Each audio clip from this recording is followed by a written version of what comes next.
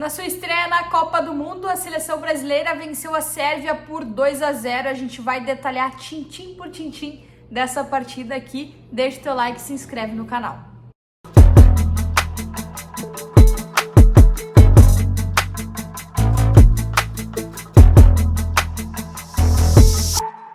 Bom, como nós não temos tempo a perder, porque a gente tem muita coisa para falar sobre essa partida, eu já vou começar logo de cara destacando como é que foi o comportamento defensivo da Sérvia. Nesse 5-4-1, com o Mitrovic só como esse jogador mais avançado e um dos poucos a pressionar mais alto pela equipe da Sérvia. Em outros momentos, a Sérvia elaborou um outro tipo de pressão mais alta, e aí não era esse esquema aqui, era um outro que a gente vai detalhar depois, mas quando estava marcando no seu campo de defesa, o que a gente viu foi esse esquema aqui. Bom, começando aqui pela esquerda, o Emil Mladenovic, que era esse ala pela esquerda. Quando a Sérvia tinha a bola, ele avançava para essa segunda linha, mas nos momentos defensivos ele ficava aqui. Aí tinha o restante do time, esse camisa 4 sempre se incorporava como um ala, como um lateral, quando a Sérvia tinha a posse de bola, e aí quem avançava era o camisa 8, né, o que estava aqui como um ala pela direita, era ele que avançava mais, e esse se tornava quase que um lateral direito, um cara da sobra pelo lado direito. A Sérvia basicamente tinha uma movimentação bem diferente para esse momento com a posse de bola. Eu vou detalhar ela um pouquinho mais em seguida. Bom, essa era basicamente a Sérvia na sua linha de 5, com o Emil Mladenovic, o Pavlovic, o Veljkovic aqui também, e aqui o Nikola Milenkovic e o Zikovic.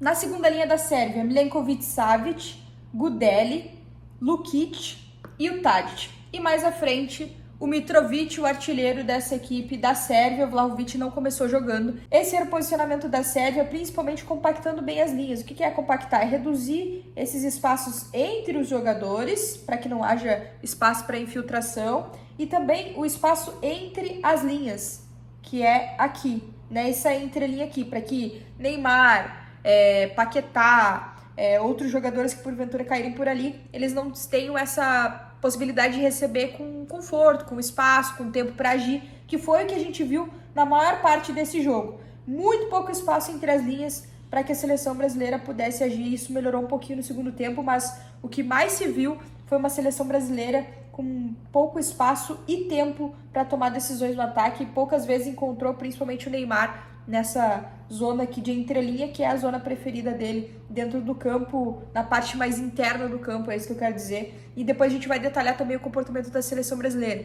O que agradou, o que deixou um pouquinho a desejar. Vamos elaborar sobre isso já já. Bom, antes da gente detalhar o comportamento da seleção brasileira com a posse de bola, que foi a maior parte desse jogo, eu quero só deixar aqui o comportamento da Sérvia quando tinha a posse de bola. Mitrovic mais avançado, Tadic muito próximo a ele, às vezes até afundando mais e se alinhando quase como um companheiro aqui, quase como uma dupla de ataque, mas quase sempre também recebendo muito nessa entrelinha da seleção brasileira, ou tentando receber, né, porque não foi tão fácil a vida dele também, é verdade, a gente precisa dizer isso. Milenkovic-Savic, mais avançado. Aqui a gente tinha uma modificação que me chamou muito a atenção. De um lado, o Zikovic, que avançava mais como esse ala abrindo bem o campo. Do outro, o Emil Mladenovic, que fazia o mesmo pela lateral, pela ala esquerda. E aí ficavam esses três jogadores, só que eles não ficavam como uma linha de três.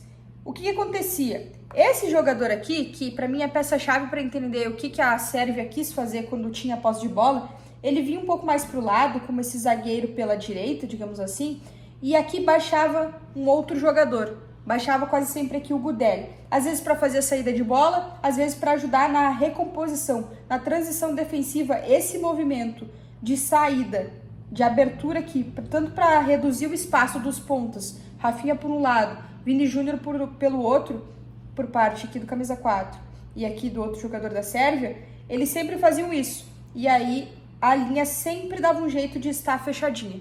Sempre dava um jeito de fechar a linha com pelo menos 4 jogadores, quando não tinha os 5 que a gente viu antes, que era uma Sérvia bem postada. Então a transição defensiva da Sérvia, para mim, ela funcionou muito bem por conta disso. Quando a Sérvia perdia a bola, a reorganização da Sérvia era dessa maneira, fechando o máximo de espaço possível na sua última linha e na sua linha defensiva, e depois todos os jogadores iam fazendo essa recomposição e aí a Sérvia ia se fechando novamente e deixando poucos espaços para a seleção brasileira. Bom, galera, agora que a gente já detalhou os comportamentos da Sérvia em fase defensiva, é hora de colocar o Brasil no campinho para a gente ver o que foi a maior parte desse jogo, os momentos que o Brasil teve a posse de bola. O Brasil terminou o jogo com quase 60% de posse, então teve bastante superioridade nesse quesito, mas a gente sabe que posse de bola por posse de bola não diz nada. Então vamos detalhar melhor o que aconteceu e como é que o Brasil chegou no 2-0, as principais dificuldades, o que eu não quero ver se repetir para os próximos jogos,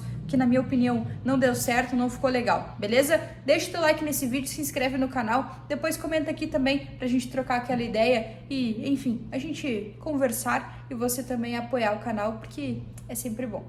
Essa é a seleção brasileira já com a posse de bola já estabelecida no campo de ataque. Quando a seleção estava tentando criar, o que se via era uma Sérvia que pressionava quase sempre com 2 jogadores sobre os nossos 2 zagueiros e pelo menos 3 tentando fechar esses espaços que ligariam os zagueiros aos volantes, marcando muito essa pressão aqui, tentando se colocar à frente dos nossos volantes. Mas a Sérvia, que não tinha posse de bola, é essa que a gente acabou de detalhar anteriormente. Uma Sérvia, um 5-4-1, só com o Mitrovic aqui mais avançado.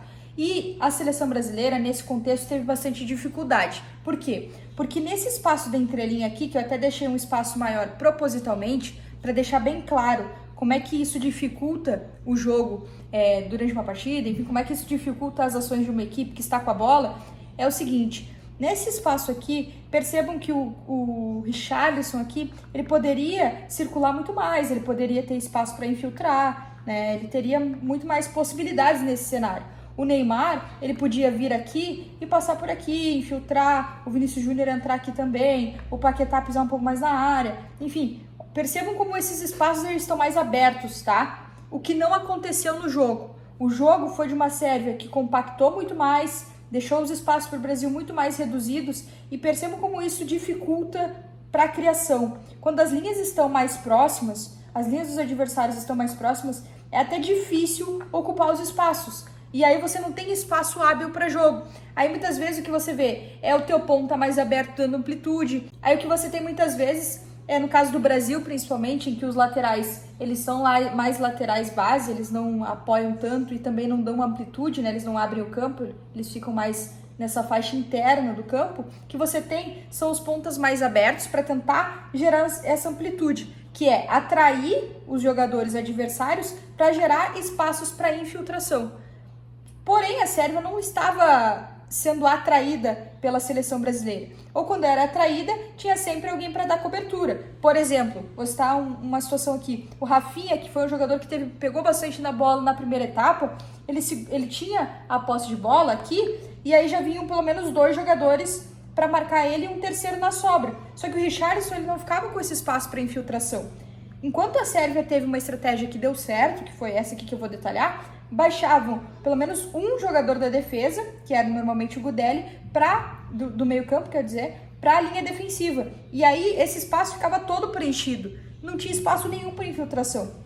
Aí a seleção brasileira dependeria de inversões de bola, de um passe que sai em profundidade, que rasga que pega qualquer espacinho e atravessa para poder conectar com o Vini Júnior entrando na área, fazendo a diagonal, que foi o que a gente viu em alguns momentos. Ou Rafinha, em outro momento também, uma chance clara que ele perdeu. Ele teve pelo menos 2 chances claras que ele perdeu no jogo. Esse também é o primeiro recado. A seleção brasileira não pode perder chances tão claras assim em uma Copa do Mundo, em um jogo decisivo contra seleções como uma Bélgica, uma Alemanha, uma França, uma Inglaterra, enfim. Isso tende a ser punido, né? Isso tende a ser punido. E eu citei a Bélgica principalmente por 2018, tá? Mas não que esse ano eles também não sejam fortes, isso é assunto para outro vídeo.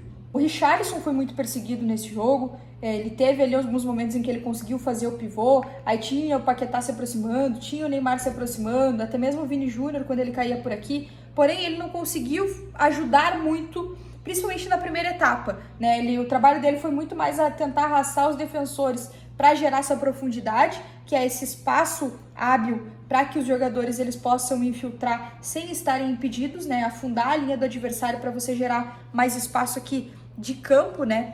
Na vertical, no caso. E então ele basicamente fez isso, só que ele fez para ninguém, porque a seleção não conseguiu tanto esse passe vertical, esse passe em ruptura. Às vezes que a seleção ela conseguiu achar alguns momentos de espaço na linha defensiva da Sérvia foi através do drible do Vini Júnior ou do próprio Rafinha. O que eu senti falta principalmente no primeiro tempo, tá? De uma seleção brasileira que encontrasse mais vezes Neymar e Paquetá mais avançados e alinhados. Achei que o Paquetá estava com uma função que foi interessante para a seleção brasileira, e ele foi importante fazendo isso, de defender aqui, como esse volante ao lado do Casemiro, não que o Casemiro não se garanta, mas para dar essa ajuda, e muitas vezes ele não conseguiu ser tão atuante no campo de ataque mais avançado. Não sei se por receio dele de avançar e deixar só o Casemiro atrás, só o Casemiro, mas enfim, ou se por uma outra questão de repente ter muitos jogadores no ataque e aí acabar que o Brasil ficar muito exposto, por exemplo, né? Porque parte da estratégia do Brasil foi ganhar principalmente a segunda bola. Então, de repente, ele quis ficar um pouco mais para ajudar a ganhar essa segunda bola, para ajudar sempre nessa recuperação, e não conseguiu apoiar tanto aqui no ataque. Isso na primeira etapa. No segundo tempo, deu uma melhorada, ele conseguiu apoiar mais, conseguiu se oferecer mais ao ataque. Uma outra crítica que eu faço, que foi parcialmente solucionada no primeiro tempo, foi que eu vi o Danilo passando um pouco mais, mas não dando amplitude, sempre por dentro. O Alexandre fazendo a mesma coisa, inclusive boa partida dos dois laterais da seleção brasileira, principalmente o Alexandre, teve até um momento de finalização, né, que ele quase conseguiu marcar o gol, mas eu não vi tanto os zagueiros subindo. Essa linha ela tinha que ser mais alta, principalmente contra equipes que são mais pesadas. O Mitrovic, apesar de ele ter toda a qualidade dele, ele é mais pesado, por exemplo, do que o Mbappé, ou do que os nossos atacantes hoje em campo. Ele é mais pesado que o Richarlison.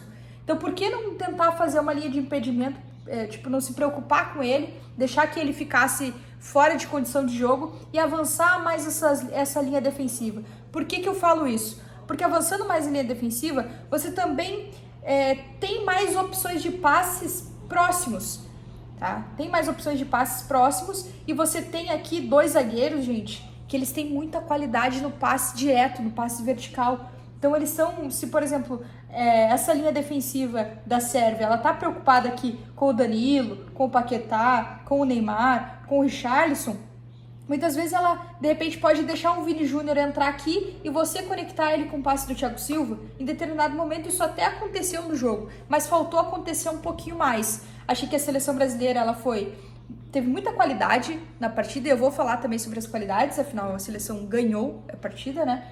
Mas faltou alguns detalhes, e foram esses principalmente que eu posso destacar, além, é claro, de um Neymar que não estava bem na partida. Não gostei do jogo do Neymar, achei que pro que se espera dele, o que se espera de um 10, um cara que não estava ajudando tanto assim na marcação, o que é natural, geralmente ficava ele e o Richarlison na sobra ali do 4-4-2, quando a seleção brasileira recuou em fase defensiva, no caso. Mas assim, achei que a partida do Neymar ela foi abaixo. Ele não conseguiu se oferecer como opção de passe no primeiro tempo. No segundo tempo ele foi mais participativo, mas demorava um pouco mais a soltar a bola. Tanto é que um dos gols da seleção brasileira, ele sai justamente numa bola que o Neymar ele vai cortando, e aí quem chega para chutar, como quem diz, vamos dar-lhe, é o Vinícius Júnior, né? Mas assim, só pra citar uma situação, o principal mesmo foi a dificuldade do Neymar de soltar essa bola um pouco mais rápido, ainda que eu entenda que ele tenha sido muito caçado no jogo. Quantas situações a gente viu do Neymar nessa situação aqui, com pelo menos 3 em volta dele. Então isso é muito difícil para ele também. Mas aí cabe à seleção fazer o quê? Dividir o protagonismo. Se o Neymar está sendo marcado por 3, é porque alguém saiu da linha, e aí tem espaço para infiltração. Usa ele como uma isca, digamos assim, para poder gerar esses espaços também. Da mesma forma que o Vinícius Júnior e o Rafinha são iscas quando eles abrem o campo, gerando amplitude e tentando atrair os defensores, o Neymar pode ser uma isca aqui por dentro para liberar o Richarlison, para o Paquetá pisar mais na área. Enfim, são situações que essa seleção já demonstrou e que poderia ter mostrado um pouquinho mais contra a Sérvia, ainda que eu acho que o desempenho tenha sido de bom para ótimo, dá para dizer assim, por conta do placar e por conta de como foi difícil enfrentar uma retranca tão fechada, um time tão fechado como esse da Sérvia. Agora vamos falar um pouco sobre o que eu gostei, né? O que eu mais gostei, porque eu gostei de muita coisa, é verdade. Casemiro, um craque, um monstro. O que o Casemiro faz no meio campo, olha, eu acho que ele é histórico por si só. Se esse Hexa vir, então aí é que tá marcado realmente, assim, na história. Porque ele é um cara que consegue cobrir uma faixa muito grande do campo, ele é um cara muito atento no jogo, que se oferece bem ao ataque, que tem uma boa qualidade no passe e na finalização de fora da área. Achei que a seleção brasileira arriscou essas finalizações em alguns momentos, e isso é interessante também quando você enfrenta cenários assim. Então, ele é assim, ó, o que ele agrega para o meio-campo da seleção brasileira, eu acho que tá muito claro já para todo mundo, ainda mais depois daquele Brasil e Bélgica. Desculpa traumatizá-los de novo, lembrando dessa situação. Mas quando a gente vem de atuações assim, desse 2-0 do Brasil contra a Sérvia, em que ele joga tudo o que ele jogou, ainda mais se confirma o quanto que o Casemiro é gigante no meio-campo da seleção brasileira. Muito bem também, Marquinhos e Thiago Silva. Já falei dos dois laterais, que eu gostei bastante. Paquetá melhorou no segundo tempo. Aliás, tem até um dado que apareceu ali na transmissão. 20... Eu vou consultar para não ficar errado. 26 erros forçados dessa dupla aqui, Paquetá e Casemiro. Não é sempre que vai dar para colocar esses caras em campo que o Tite colocou hoje. Não é sempre. Vai ter momentos em que você vai precisar de um Casemiro, Paquetá e Fred, e aí tirar um dos pontos? Vai. E eu acho que é natural, não tem problema, né? Mas foi muito interessante ver o quanto que o Paquetá e o Casemiro entregaram bem juntos, principalmente do ponto de vista defensivo, e depois com o Paquetá também ajudando muito ofensivamente. O Richarlison, espetacular, é o camisa 9 da seleção brasileira, não tenho o que falar desse cara. Eu acho que quem ainda questiona o Richarlison tá sendo um pouco negacionista da bola, não tá enxergando o que ele tá nos mostrando, não só pelos gols, mas também... E que golaço, meu Deus! Nossa, o que eu gritei, por isso que eu tô com essa voz. Mas não só com a bola, não só com os gols, mas também ajudando, fazendo pivô, fazendo a parede, tentando, pressionando, sabe? Não desistindo. É isso que se espera de um cara vestindo a camisa da seleção brasileira, e o Richarlison tá entregando isso. Outro fator que eu quero destacar, que eu acho que é muito importante, que às vezes se perde e a gente precisa colocar em pauta: o quanto que a seleção ela soube agregar a parte técnica, a parte tática e a parte mental, de força física e também de força mental nesse jogo aqui. Porque foi um jogo difícil, a seleção teve bastante a posse de bola, precisou trocar muitos passes, achar espaços, isso requer paciência, isso requer que você esteja sempre concentrado. E quando ganha, a gente às vezes a gente diminui todo o trabalho que é feito defensivo também. Ah, ganhou e não tomou gol, parece que é fácil, e eu tenho certeza que não foi fácil. Eu tenho certeza que a exaustão mental depois de uma partida dessa, ela é grande. Então a gente tem que valorizar isso e a gente tem que colocar que a seleção ela conseguiu ter a parte técnica aliada à parte tática e à organização. Porque às vezes se fala... o time do Tite é organizado, taticamente bem posicionado, mas aí falta a técnica do jogador aflorar. Não acho isso. Nunca achei isso da seleção brasileira com o Tite, e acho que essa partida ela foi mais um exemplo de como a seleção brasileira do Tite consegue agregar todos esses fatores juntos. E foi uma das seleções dessa Copa do Mundo, do que eu pude observar, que melhor trocou passes e melhor soube ter paciência para enfrentar um adversário fechado. Vão lembrar da Espanha, e eu concordo, a Espanha foi absoluta no jogo contra a Costa Rica, mas o adversário aqui era mais difícil. Então, motivos para se animar e ter esperança. Claro que não é fácil vencer uma Copa do Mundo, nem um pouco fácil. O que eu tô falando aqui não é garantia de nada, não é garantia de título, mas dá um otimismo interessante. Deixa teu like nesse vídeo, comenta o que você achou, se você tá com essa expectativa boa também, e tamo junto. Valeu, beijo!